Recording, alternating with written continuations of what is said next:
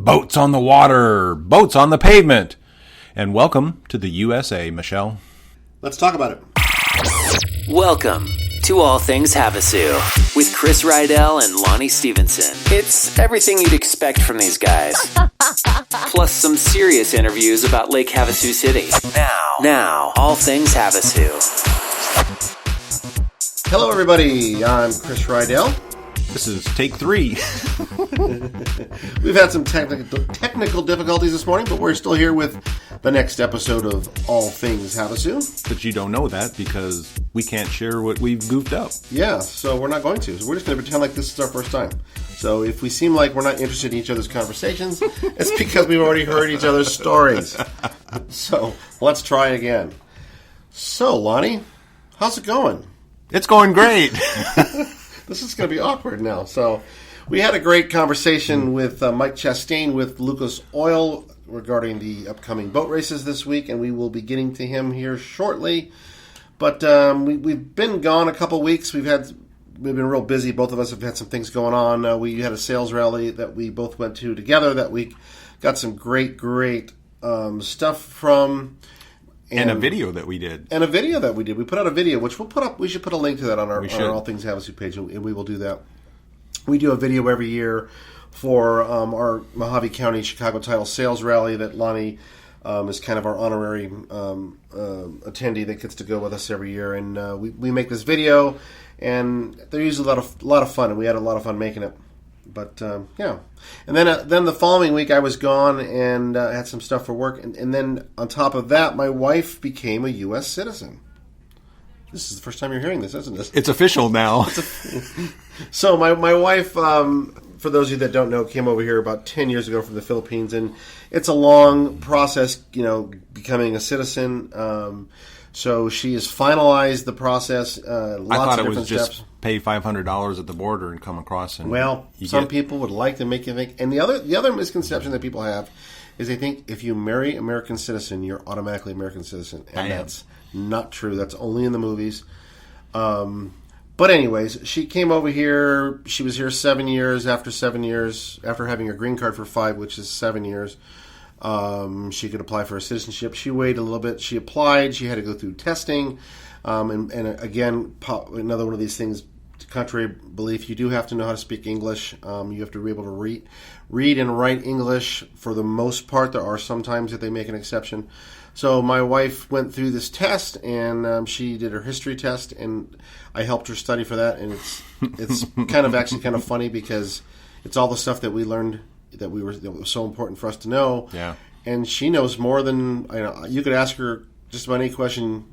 The 13 colonies, all the stuff, why there's 13 stripes, why there's 50 stars, what were the last 2, what year was the last state. I mean, she knows all this stuff, which is actually kind of neat. But anyway, she passed her test with flying colors, got 100% on it, and then we get a letter in the mail that says show up in Phoenix and for your oath ceremony. And that was a really neat thing. We did not know what to expect. We ended up in Phoenix 2 weeks before for her interview, and there was an oath ceremony going on. And the location that we were at wasn't very elaborate or very nice.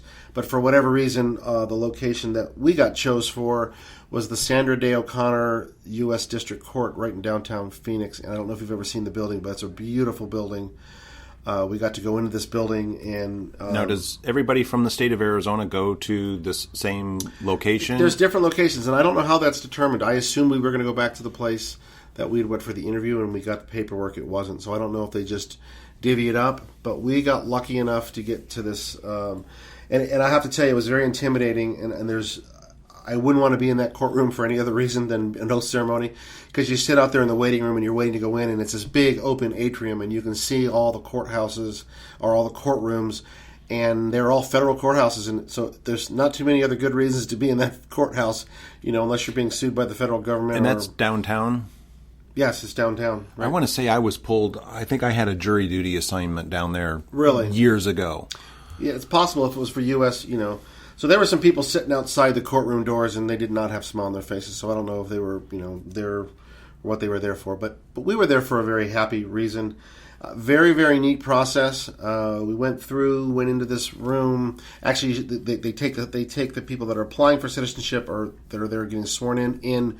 We have to wait outside. I'm not really sure too much of what went on while we were out. Then we get called in, and one of the cool things was, you guys probably remember, we had Kelly Ward, State Senator Kelly Ward, here on our last podcast.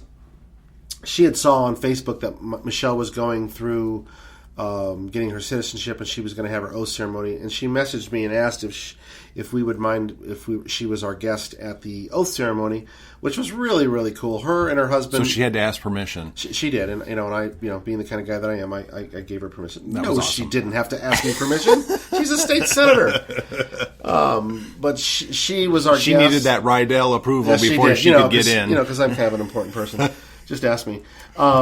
But it was really super cool. Her and her husband, Mike, who was also he's a doctor as well. They took time out of their busy schedule to attend. They showed up about a half hour before. We got to hang out with her. It was really super neat. We went in together. We sat together while we watched them go through the process. How many were there? How many were getting sworn in? There was probably, if I had to guess, probably 30 Wow. people, So it was really kind of a neat experience. They go through, a lot of it's just telling you how you change your social security number, what you need to do here, and you should go get a passport, and this is what. So a lot of it was just instructional. And then they made us, had us watch a patriotic video, and then there was a message from the president, and it was really kind of neat.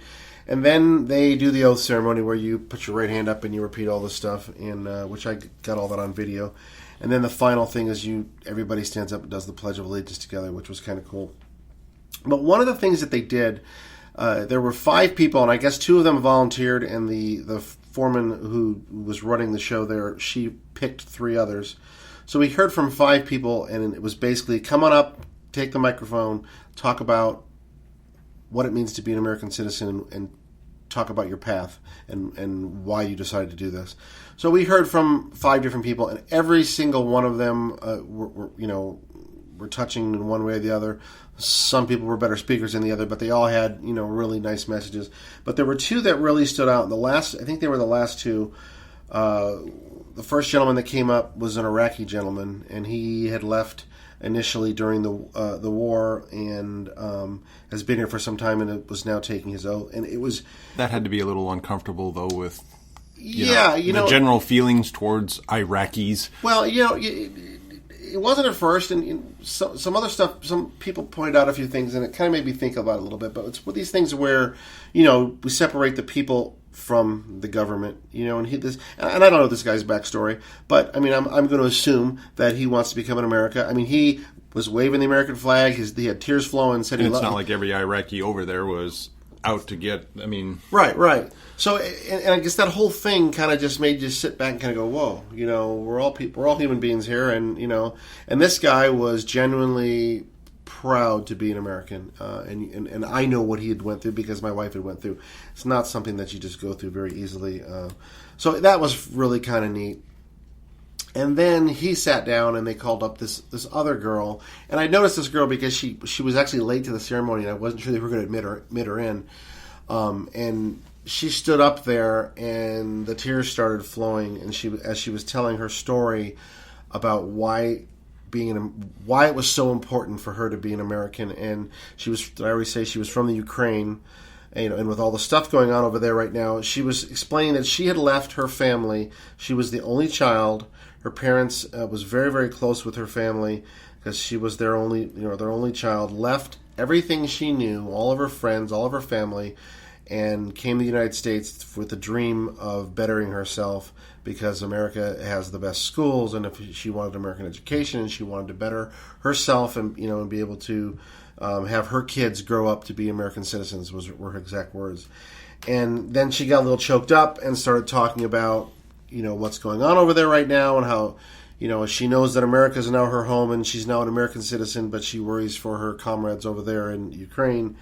And it just really kind of made you... And her family's still over there. Yeah, her family's there. Everyone she knows is there. She's here by herself. And just made you really think that our first world problems that we deal with every day are nothing compared to, and we take our citizenship for granted. I don't know about you, but I don't ever think about, when I get on a plane and I go to another country, I don't even think about, it's just, I'm an American citizen. We were born. We didn't have to do anything to become one. So to see this, I recommend that every American goes to an oath ceremony and sits through it, because it really makes you stop and think about how lucky we are to be an American. So, wow. Pretty cool. Powerful. So what's been going on with you, Mr. Lonnie? Oh, just baseball, baseball, baseball. 4 or 5 nights a week we're out at Sarah Park between the two boys, either games, practices, or actually we went last night. We didn't have a game, we didn't have a practice, but I wanted to go out and watch a couple of the teams that are in our division, so out we went, or at least the boys and I did. So I just want to remind everybody, when you go to Las Vegas and ride the monorail, don't ride the monorail down to the MGM on the night that they have a little boxing match there in the garden. Oh yes, we did that. That was crazy. We went down with the monorail is kind of cool, and the kids enjoyed it, and it's really a nice way to see everything and get from one end of the strip to the other. However, when you get to the MGM and it's kind of crowded and you're looking around wondering, wow, I wonder what, Saturday night, wow, big crowd, and then looking, everybody's talking boxing and boxing match is going on. Manny Pacquiao was fighting Bradley, and yeah. We got in the middle of it. The fight ended. We walked through the whole concourse and we got to the front, and then we decided to turn around, and that was when the fight got out. So we were walking the opposite direction down hallways with 15,000 people. It was absolutely crazy. Fight crowd. Yep. We got to see the president, past president of the Philippines. He was there. And one of the undercard boxers was over posing for pictures. Yeah, he was all beat up. And then we bumped into, why am I going to draw a blank on his name? The tall guy from Raymond. Raymond from Everyone Loves Raymond. Yeah. Dang it. Brad.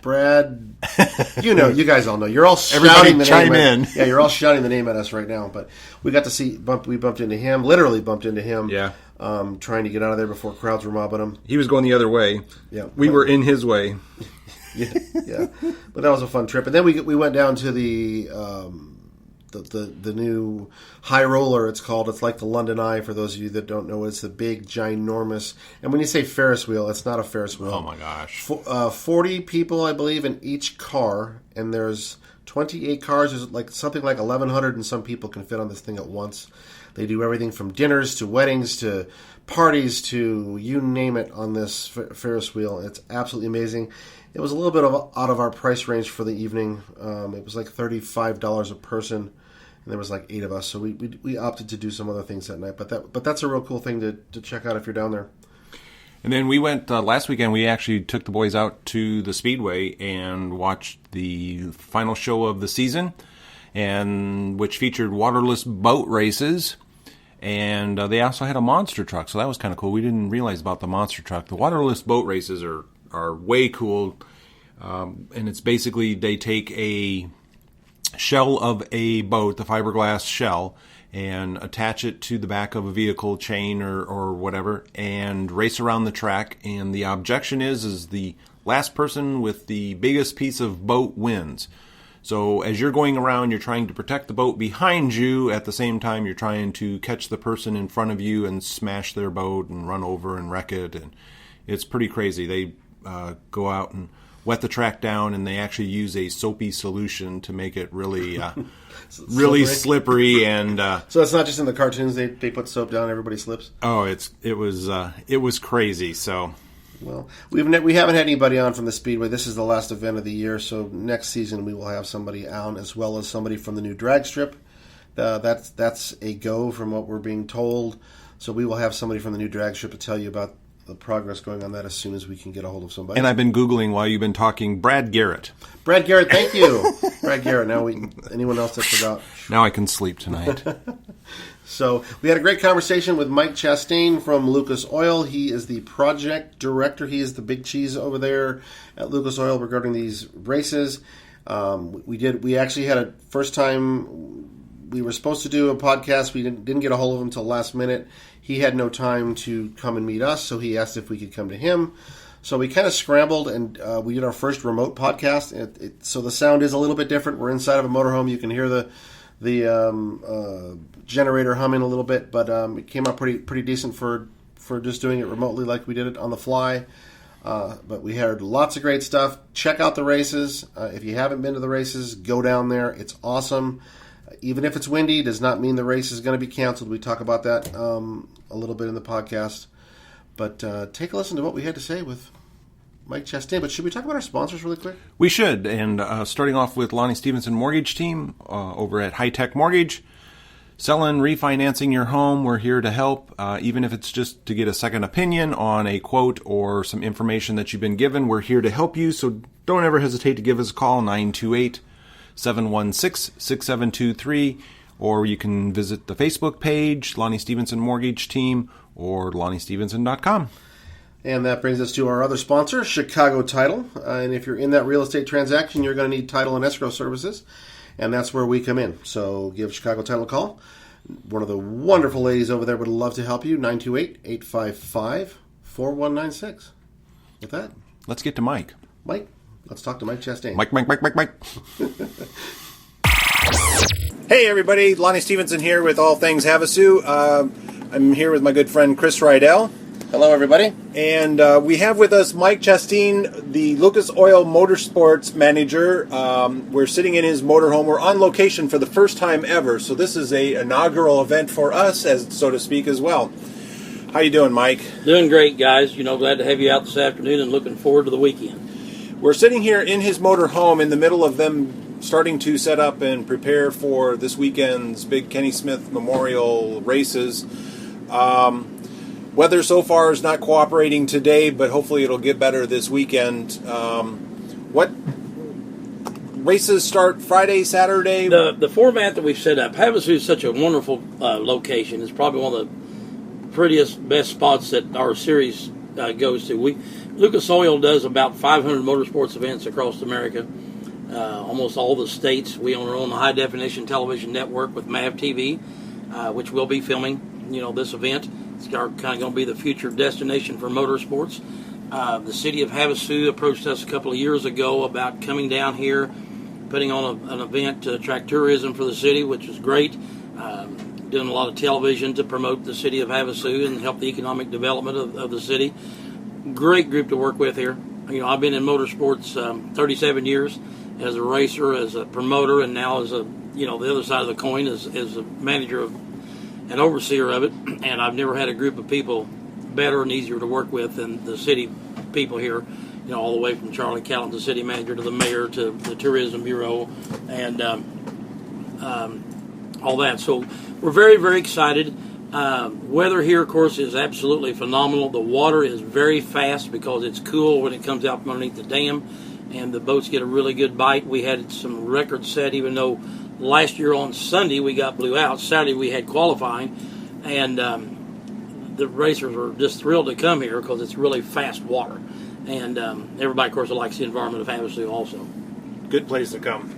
And when you talk about the conditions or the water temperatures, what is the optimum temperature that these boats are looking for that they perform at? Well, one of the things you have here, you're very close to sea level, so that makes the air quality very well. And that makes them be able to burn a lot of fuel, which relates back to speed. The water temperatures, they vary, but when you're in that 50 to 70 degree water and or salt water, where they get a better bite with the propellers. We had an issue last year, of course, with the wind.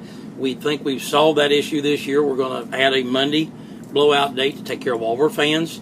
We're honoring last year's Sunday people that came in to get a free ticket back, so they're not out any money, and they have a great day on the beach. I hadn't heard that. I saved my wristband for that very reason. You saved your wristband for that.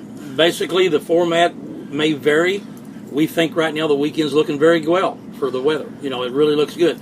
If the wind comes out of the north, east, west, we can handle quite a bit of wind. It's out of the south coming across that big body of water that it builds up steam and fights us, because we're going 260 mile an hour at 1,000 foot. Sure. So it's very dangerous. It has to be pretty good shape. Well, and that's a good thing that I think for people, if they see that, just because they see that it's windy out does not necessarily mean that it's not a good race day. Oh, no. So absolutely. Don't just automatically look out the lake and go, oh, it's windy, they're not going to have it. Come down. No. As long as it's not blowing out of the south, you said, we're all now, right. what we may do is we may come in Friday, is normally all day our test and tune session. If we think that there is a chance of a breeze for 3 or 4 hours with this many boats coming, because we anticipate 100 to 150 boats, Holy cow. we may run a round of qualifications on Friday. And then, if worst comes to worst and a Saturday or Sunday does have a weather, then it will honor their tickets to come back Sunday. We're going to get this race in if all possible, okay? Because it means a lot to us, means a lot to Havasu. The television is very keen. The Drag Boat Series is the number one rated show that Lucas Oil does on our network.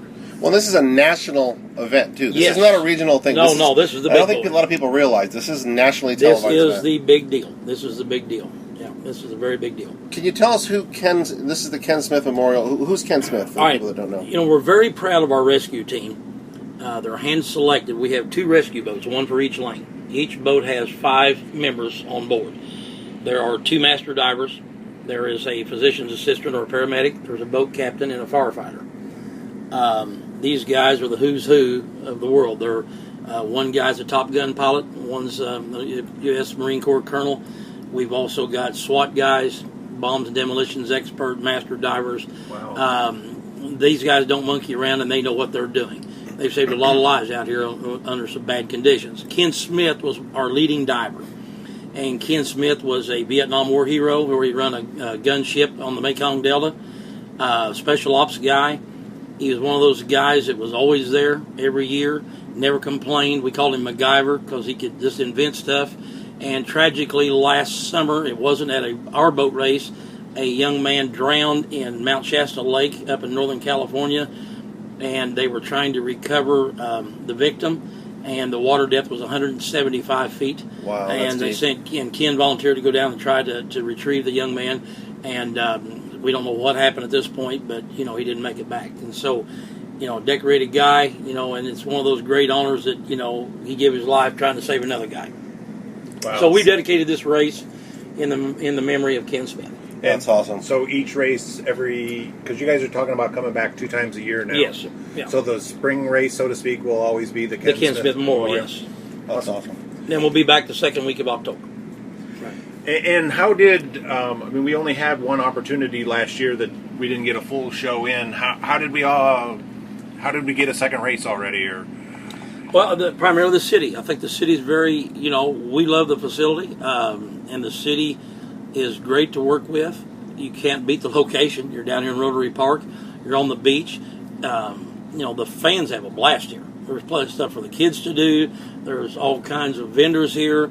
4 beer gardens, for the guys that like to have a cold one. I mean, it's just a great day out at the races with your family and friends, Awesome. So, and you talked about the kids, and I see Gazillion Bubbles. Yes, Gazillion Bubbles is a What is division. Gazillion? Gazillion Bubbles is a division of Tonka Trucks, the toy company, and it's the little bubbles things that you buy in the store, and the kids wave them around or blow through them, and they create bubbles. And they're one of the sponsors of the Drag Boat Series, and they're promoting their toy line and things of that sort. So they'll be here. Kind of a neat deal. You'll have to see it. They've got a little car that drives along, and it's like a big bubble machine, and it just blows zillion bubbles out of the back of it. It's kind of cool. So they'll be kind of like a kid zone. Oh yeah, like a kid zone deal. Yeah. Wow. Awesome. Parking this year, same as last year. I hear they're going to be charging for parking this year? No, parking's free unless you want to upgrade to a VIP parking pass, which is $10. Oh, okay. They will come down 95 to Mulberry and turn in by the Aquatic Center, and that parking attendants will guide them in. If they want free parking, there's lots right there, and they have a shuttle system that brings them down to the beach. So don't come in down Smoke Tree and try to get into No, do Rotary. not come Smoke Tree. We're talking about the new entrance. This is the new entrance over by the skate park. It's over by the Aquatic Center. I think it's Mulberry, and you would turn in there, and we'll park you there, and there'll be a shuttle to bring you in. There is parking lots for VIPs if you want to upgrade close. Awesome. Friday is a $10 ticket to attend the races. Saturday is a $20. Sunday's a $25, or weekend pass is $50. Awesome. Of course, kids get in free. So. What's the age limit for kids to get in free? Oh, you had to ask me that. I think it's 12 and under. Okay. Well, we won't hold you to that. And then the other thing that's new this year is the Aquamoto Grand Prix jet ski racing. Yes, they have asked us about coming in. I'm not familiar with it. I hear it's fantastic. Everybody says these guys are unbelievable. the fastest jet skis on the planet, and they put on a race. They'll be part of our program, as well as the Crackerbox racing teams that come in from California. And so there are going to be all kinds. There'll be circle boats as well as the drag boats. So you've never had the Grand Prix jet ski racing? No, we've never had that. So this is the first time too? Right. So this event will be televised. Where are the folks going to be? Where and when are the folks going to be able to see this event? Do you know yet? We'll be able to announce soon what date it'll be seen on MAV TV, which is our own network that Lucas Oil owns. It's available on channel 219 on Dish, 248 on, 219 on Direct, 248 on Dish Network. And if you don't have it, ask your cable provider, and he can get it for you. Is that the only station that you'll be broadcasting on? Not necessarily. We also do some CBS Sports and we do some NBC Sports. I've not been notified yet what channel this will be on, but it could be on multiple channels. The best thing to do is go on the website, which is www.lucasoil.dragboats.com, or we'll get the information and they can go to the Lake Havasu City website, the Tourism Bureau, and they'll have it posted. Awesome. Now, 4 different divisions that are racing this weekend? No, there's 11 different divisions. 11 different. You have 4 capsule boat divisions. And that's the top fuel hydro, the top alcohol hydro, top alcohol flat, and Pro Mod. Okay. And those are all capsule boats that run from 170 mile an hour up to 260 mile an hour and 1,000 foot. Wow, 260 miles an hour. From a start to 1,000 foot. That's really quick. And Friday is test and tune. Test and tune. So and Saturday's qualifying. Saturday's qualifying. Sunday's race day. Okay. Everybody has their own preference. A lot of people likes qualifying more than they even do the race day because they get to see them all qualify several passes. And but it's great. I'll come the whole weekend actually. And when they qualify, do they take multiple runs and take the best run? How do you qualify? Yes. Okay. Yeah. They'll normally have 3 qualifying rounds, and then the ladder is set up for Sunday's race off the quickest times. And people coming down to see how close to the boats, how can they get in the pit They can area? go in. The pits are free. They can go in and get their autographs, look at the cards. They sell their own merchandise there. It's just a great hands-on experience. And actually, if they go to the starting line here, they'll probably get as close to the racetrack as you'll ever get in anywhere in America. And that's kind of an awesome deal to have 8,000 horsepower. These boats have 8,000 horsepower. We came down me and Lonnie came down last year, and we on qualifying day, and it was just the sounds, the sights. It was just absolutely unlike anything I've ever seen. So if you haven't seen one of these races, I definitely recommend you come down here. It's really, really cool. And this is second race of 9 race series? Yeah, we have 9 national races. We go. We've been to Chandler, Arizona. We'll be here. Our next stop is we own our own race facility in southwest Missouri, Lucas Oil Raceway. We've got a $6 million drag boat track there as well as a circle track. Then we'll go to Augusta, Georgia, and then we come back into Texas. Travel one end of the country to the other almost. Yeah, almost one end to the other, yes. Now, is there a location where a lot of the teams are based? Well, they're from all over. The heaviest base, I'm going to say 60 to 70% of the boat racers are from California, Texas, Oklahoma. Oklahoma? Yes, believe it or not. But Oklahoma and Texas back in the Midwest, Southwest is a big area for racers. We will have racers here all the way from the state of Washington to probably as far east as Missouri, Indiana. And then Friday night on McCulloch Boulevard, we are having a get to know the fans. That is a great deal. Everybody says that's one of the most awesome, fun nights ever. It's a show and shine. These guys take their boats up, line the streets, fire them up for the fans, come out and meet them and have some fun. I mean, And that's 6:30 to 9, I believe I think saw it is, time. yes. And that's free to attend. That's free, totally free, yes. So come on up Friday night, check out all the boats beforehand, get up and close personal. It's going to be fun. People coming down to watch the races, any advice? What to bring, what not to bring? Well, I mean, there's plenty of food, there's plenty of beverage here on site. I would bring sunscreen, of course. It's going to be a warm weekend. We have cabanas for sale. They're allowed to buy a 10 by 10 spot if they'd like to do that. But for the most part, are there spots left? Yes, there's a few spots left, not many. It's selling out fast. I'd recommend bringing some lawn chairs with you. You're going to be sitting on the beach. Yeah. How good is that? It's not like there's grandstands set up though for people. Yeah, so you're sitting on the beach. Bring your beach blankets and your chairs and have a good time. one thing that I noticed last year is a lot of us we're on our phones and social media and posting pictures and videos. Any guidance, people? Do you hashtag post to your Facebook page? Any? About everybody is Facebooking. You know, I mean, the racers will be instantly up on Facebook. It's kind of cool. You know, they'll get some streaming right off the bat. Is there any live updates that people that aren't down here can tie into to see weather conditions, or? You know, I really don't know on that. We're in the process of working on a deal right now to where there will be a live scoring action on the website that's not up and running yet, so we're still trying to develop that. Saturday I'll be at Little League in the morning, so I'll be looking for my live updates and then can come down later in the afternoon. There you go. Well, you know, I just want to say on behalf of Lake Havasu, you know, we really appreciate you guys coming here. This is a big deal for us. We know what a big deal it is, and I want everyone to come out and show the support, because we are very, very lucky to have this race here, and it's thanks to these guys at Lucas Oil and our convention bureau and all the wonderful people like Elaine Cullen that, you know, work to put this stuff on, and just thank you guys for doing it. We want you to keep coming back. Well, we hope so. I mean, everybody here is just having a blast. You know, this is one of the sports where you go have fun. Right. And get paid for it, too. Well, once in a while. Right on. Well, Mike, thank you. We'll let you get back to getting set up so we can all watch some very cool racing this weekend. All right, Lonnie, Chris, thank you guys. And I'll tell you what, let's all get out there and have a big time and make some noise this weekend and watch them go fast. All right. Thanks for your time. Take care, Mike. All right. Thank you.